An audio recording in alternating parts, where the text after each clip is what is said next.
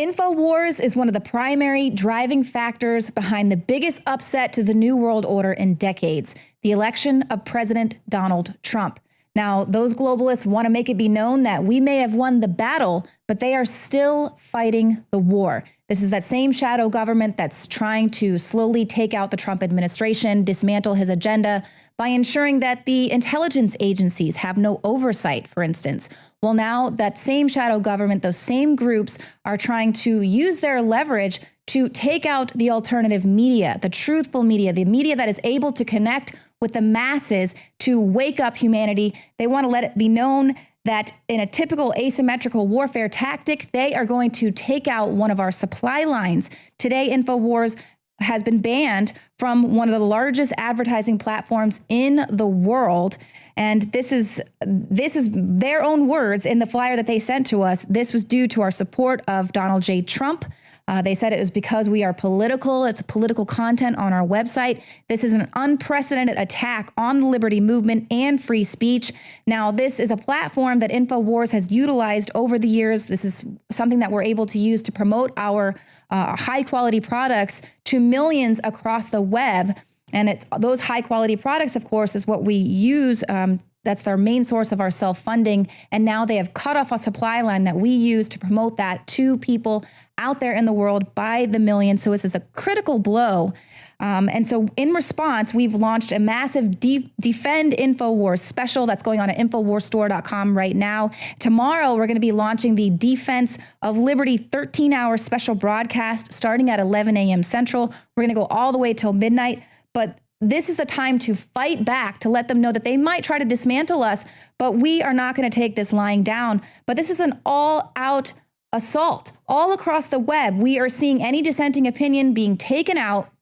Just for instance, Reddit is now blocking pro-Trump forum from the new visitors homepage. So if you're a new visitor there, you're not even going to see the Donald appear on the discussion sites, popular or all, anything that's very trending. Anyone who's a visitor to the site is not even going to see this very popular community. And the CEO, Steve Huffman, says that they're cracking down on toxic users and poorly behaving communities.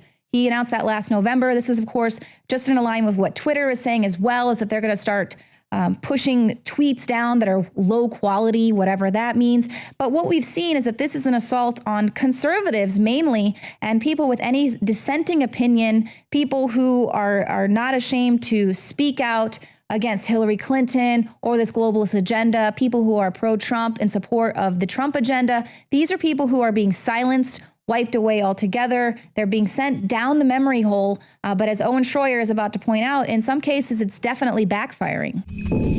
Ladies and gentlemen, the power structure and the internet control grid are in an all-out assault right now against Infowars.com. The latest bombshell story, which is on Infowars.com right now, major ad agency suspends Infowars over support for Trump, discriminatory move based on political content of website. Major advertising agency AdRoll has suspended its syndication of Infowars product ads across millions of websites and platforms due to our support for Donald Trump. This is an attempt to cut our revenue, cut our exposure, and to cut or to delegitimize ourselves as a news source. So what I'm asking you is to have the Streisand effect take place here, like we've seen throughout the course of this Donald Trump movement. For example, Ivanka Trump's perfume soars to #1 bestseller on Amazon despite boycotts. We just had Joy Villa's record sales up by 18 million after wearing a Trump dress to the Grammys. And let's not forget Trump's victory. Look at what everyone was saying across the world. Shock and uncertainty at Trump's victory. So help us shock the world. And in the face of their censorship, in the face of their effort to delegitimize us, help us take Infowars to the next level. Go to InfowarsStore.com. That's where you can support us. That's where you can fund us. That's how you can help take us to the next level. I'm here to say, and this is the reason why I came to see you, Alex, is you are one of the very few who are operating under this theory to be an independent American. in a big way. If your calling is media, fine. If your calling is sports, whatever it is, but you've got to be the greatest you can be now. I don't know why they've been successful in pushing everybody into these little ghettos of these Facebooks and these tweets and these Instagrams, these Instas. This is ghetto. This is ghetto. This is corporate. They're taking your energy. They're taking your energy and you're getting nothing in return. Nothing. They're dumbing the language down. Twitter's designed to reduce the language directly out of 1984. It's ingsoc. I had a Supreme Court justice tell me to my face, it's over for me. I said, Matt, it's over for you.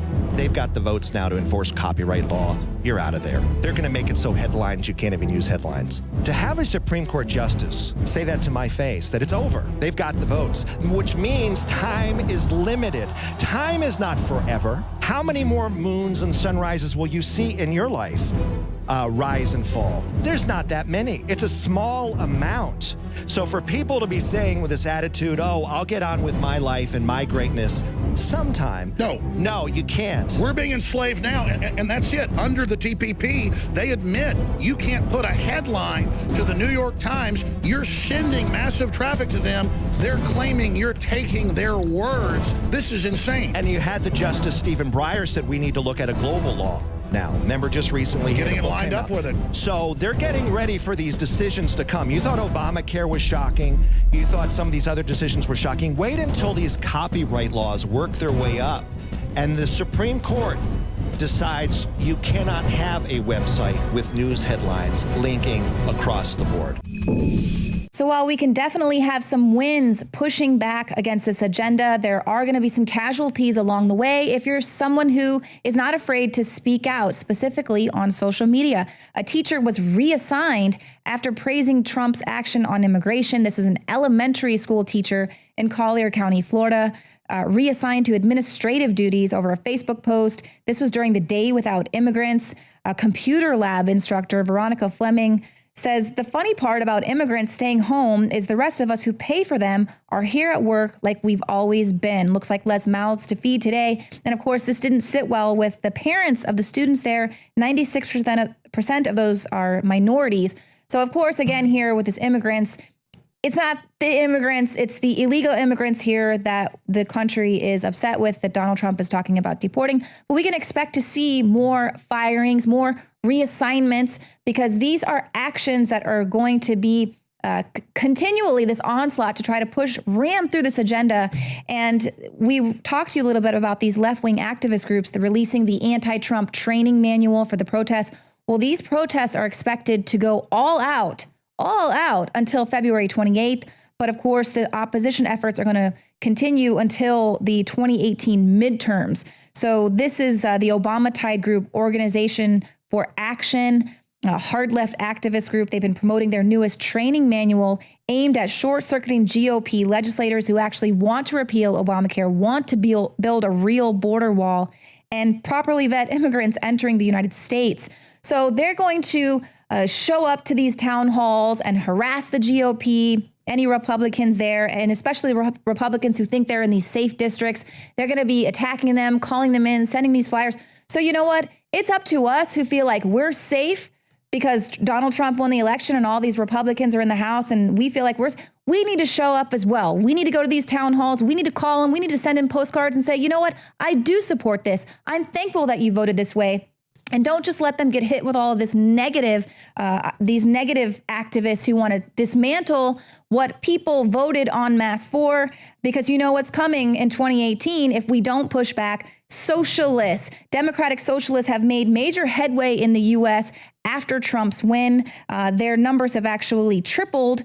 And they are unlike most mainstream Democrats because the Democratic Socialists of America have a long-term vision of a democratic socialist society in the vein of countries like Sweden and Denmark. Of course, they never want to talk about Venezuela, where the average citizen there has lost 20 pounds in the last year because they have no food. Well, the establishment is doing everything to try to undermine the Democratic election of Donald Trump, including going to new levels of changing the Electoral College process. Take a look at this. Senate bill passes, Electoral College votes go to winner of popular vote. Senator Mimi Stewart passed Senate Bill 42, which would allocate New Mexico's Electoral College votes to the winner of the national popular vote. Wow. That would totally undermine the state power of New Mexico, and New Mexican citizens should be furious about this. She says New Mexico is overlooked by presidential candidates because it is not seen as a battleground state or swing state. That's funny. Trump actually went to New Mexico. Hillary Clinton did not, and Clinton still won that state. Enacting the legislation would join New Mexico in an agreement with the group of states that make up the National Popular Vote Compact and who would allocate their electoral votes to the winner of the popular vote. To date, 10 states and D.C. have passed legislation needed to enter the compact for a combined total of 165 electoral votes. The current system, this is a quote from Mimi Stewart, the current system of electing the president of the United States leads to the voices of New Mexico's voters being overlooked and ignored. If changed, though, 86% of the counties that voted Trump would feel the same way that she's feeling about New Mexico, which ended up going for Clinton anyway. The legislation now continues to the House of Representatives, where it will be heard in committee before it is considered by the entire chamber. So this is the left's final desperate attempt to end the republic with the power of the inner city vote.